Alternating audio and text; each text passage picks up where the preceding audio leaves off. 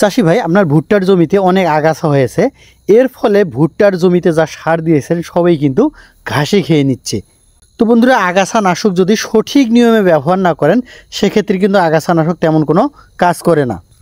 আজকের এই তথ্যমূলক ভিডিওটি ভুট্টা চাষি ভাইদের জন্য অত্যন্ত গুরুত্বপূর্ণ, তাই চাষি ভাই ভিডিওটি না কেটে সম্পূর্ণ ভিডিওটি দেখার বিনীত অনুরোধ রইল।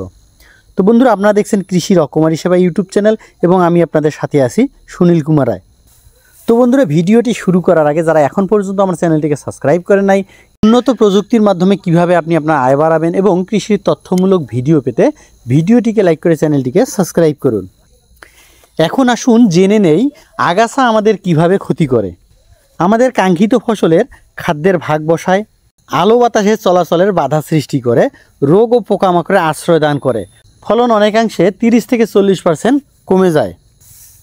এখন কথা হলো, আগাছা যদি হয় আপনার জমিতে তাহলে কি করবেন।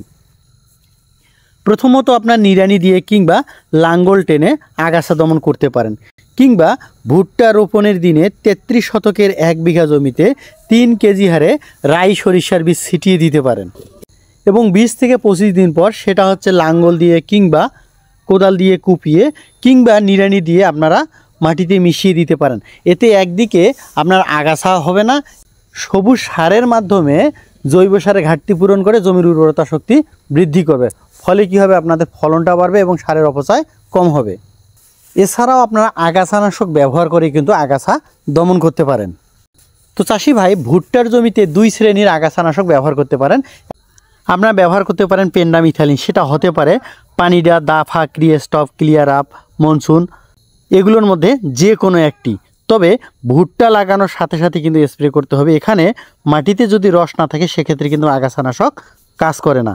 এছাড়াও আগাছা একটু বড় হলেও আপনারা ব্যবহার করতে পারেন অ্যাস্ট্রাজিন প্লাস মেসোট্রিয়ন, সেটা হতে পারে অ্যাক্টিভ, মেসোটিন, জাবা, কাপ্টার, সেফক্লিন, মিয়াভাই, অ্যাস্ট্রন, হেকার, রিডিম, মিং2, ইউকন, ডোরাস, সিমাজিম, অ্যাট্রাকটিভ, ইস্ট ক্লিয়ার, মেট্রোজিন, বর্ণালী, মেইসক্লিন, ট্রিয়ন, ধোলাই, বাজনা, দোলনা, ক্যালারিস্ট এক্সট্রা, আত্রাই, প্রিজম, এগুলোর মধ্যে যে কোনো একটি।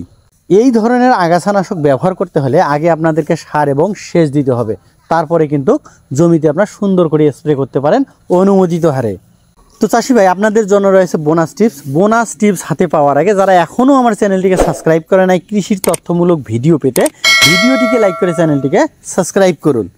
এই ভিডিওটি কেমন লেগেছে কিংবা কৃষির কোন বিষয়ের উপর ভিডিও দেখতে চান অবশ্যই কমেন্টে জানাবেন। ভিডিওটি যদি ভালো লাগে শেয়ার করে অন্য সকল বন্ধুদেরকে জানানোর সুযোগ করে দিন। চাষি ভাই, কোন পদ্ধতিতে ভুট্টা লাগালে আমরা 30 থেকে 40% ফলন বৃদ্ধি করব?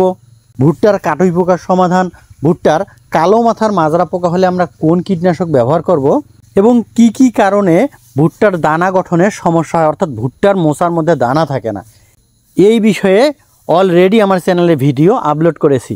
ভিডিও লিঙ্কগুলো পাবেন ডিসক্রিপশন বক্সে। তো বন্ধুরা, ডিসক্রিপশন বক্স অনুপাতে ভিডিওগুলো দেখার বিনীত অনুরোধ রইল।